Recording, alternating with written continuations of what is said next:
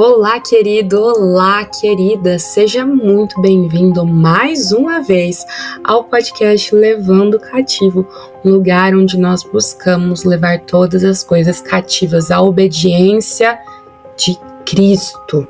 É isso que nós buscamos fazer aqui. Nós temos conversado sobre inúmeros assuntos ao longo dessa semana. Eu temo que você fique um pouco mal acostumado, porque nessa semana esse já é o terceiro episódio. A gente veio conversando sobre o chamado eficaz a partir do Hobbit. A gente conversou sobre a nossa concepção a respeito da juventude a partir da música Used to Be Young, da Miley Cyrus. E hoje nós vamos voltar ao assunto da espera, que tem sido o nosso tema das quintas-feiras, tem sido o tema da segunda temporada do Levando Cativo. Então eu convido você a estar comigo nesse momento. Quem espera, espera por alguma coisa. Será que você me permitiria começar pelo óbvio?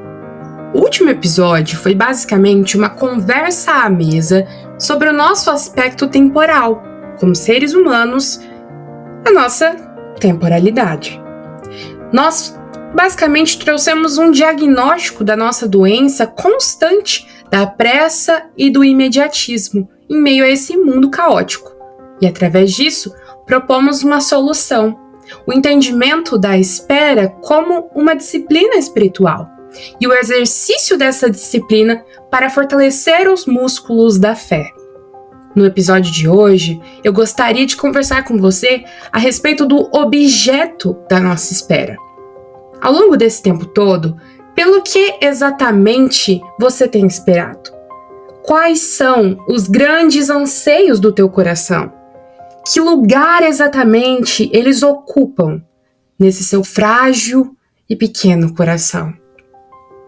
Nós precisamos meditar sobre todas essas perguntas com uma certa frequência, colocando sempre para exame o que tem passado pela nossa mente e o que tem ocupado grande parte do nosso coração, dos nossos pensamentos.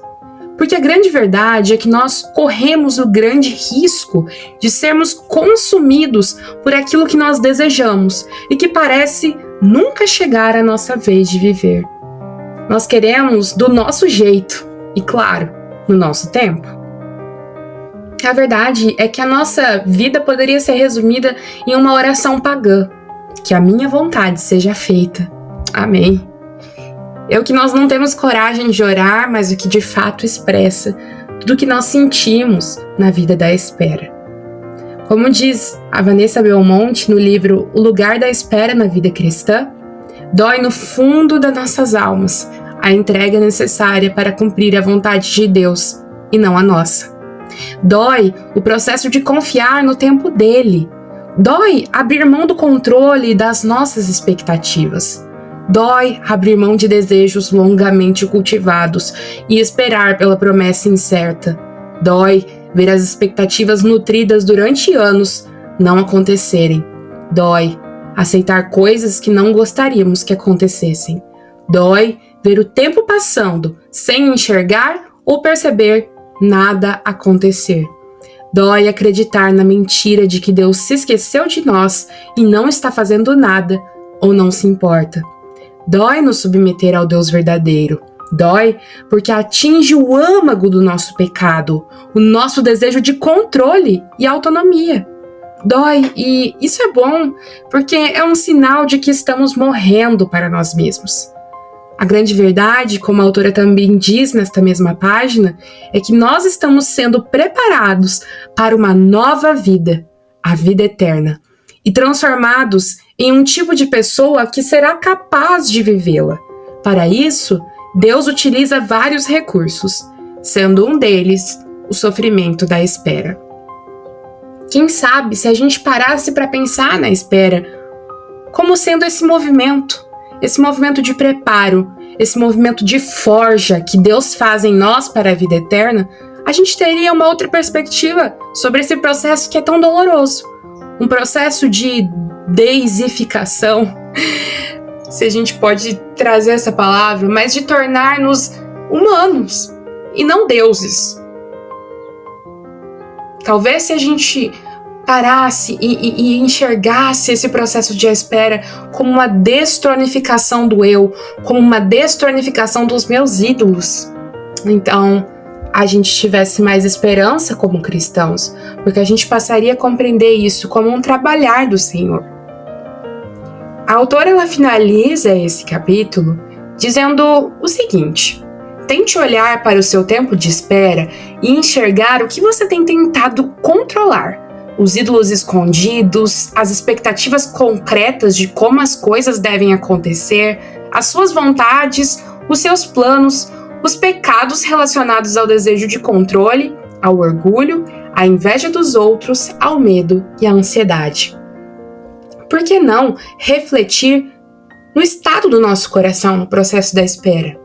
Como anda a nossa inveja em relação às pessoas que ganham aquilo que nós desejamos? E no tempo muito breve, muito mais breve que o nosso. Como anda o nosso orgulho? Como anda o nosso desejo por controle?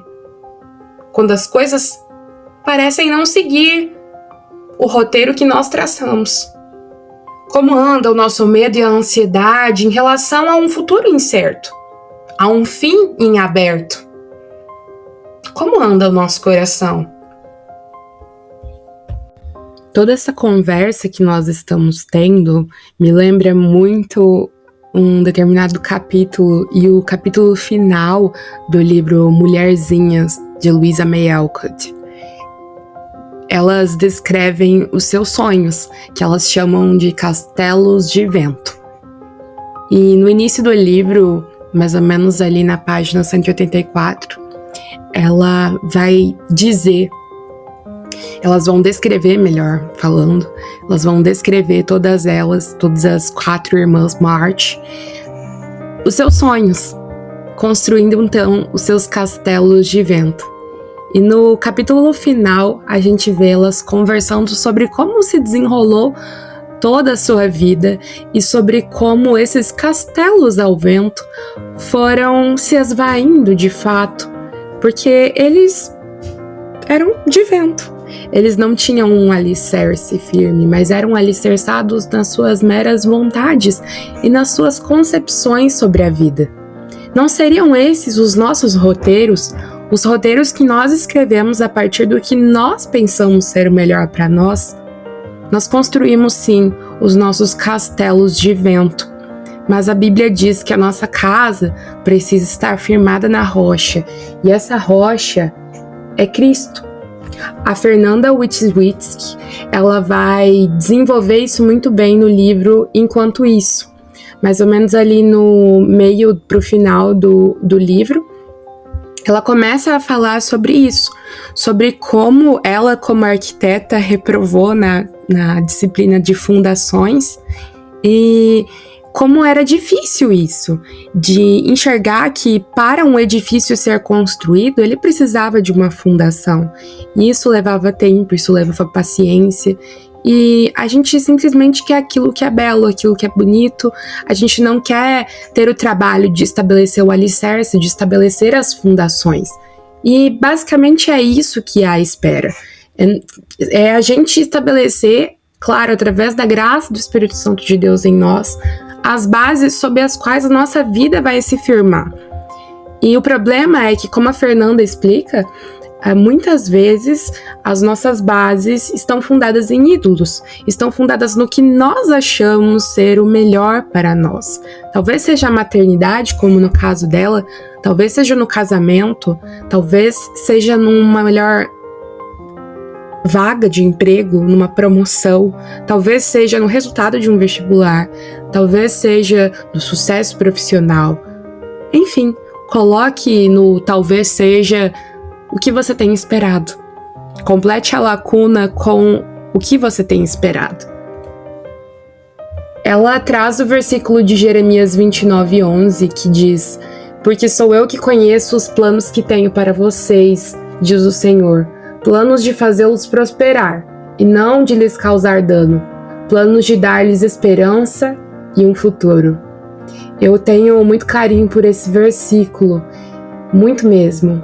Na minha formatura do inglês, né, do curso de inglês, o meu professor leu esse versículo para mim e aí eu pude ver que além dele estar demonstrando aquele carinho, porque ele sabia que a palavra de Deus era muito preciosa para mim, eu consegui fazer a minha parte de testemunhar ali dentro.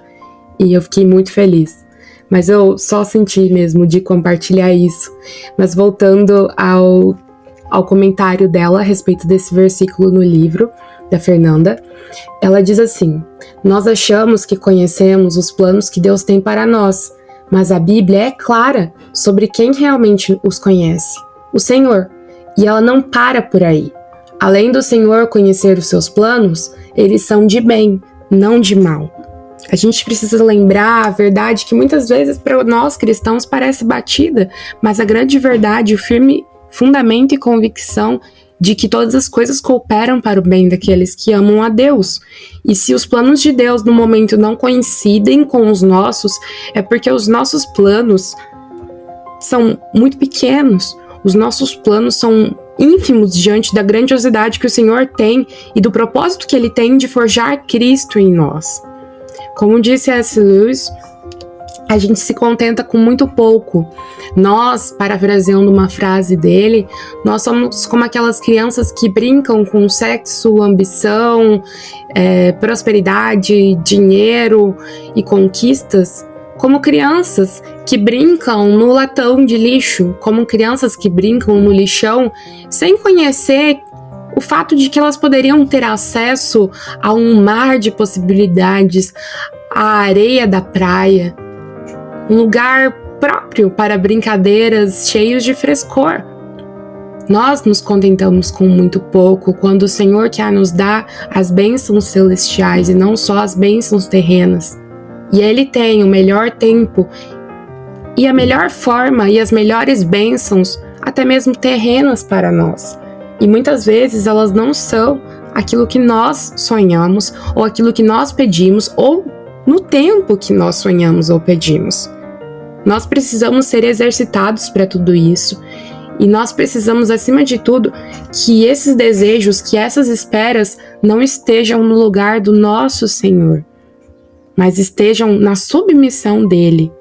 Seja feita a tua vontade, no céu como é, na terra como é no céu, né?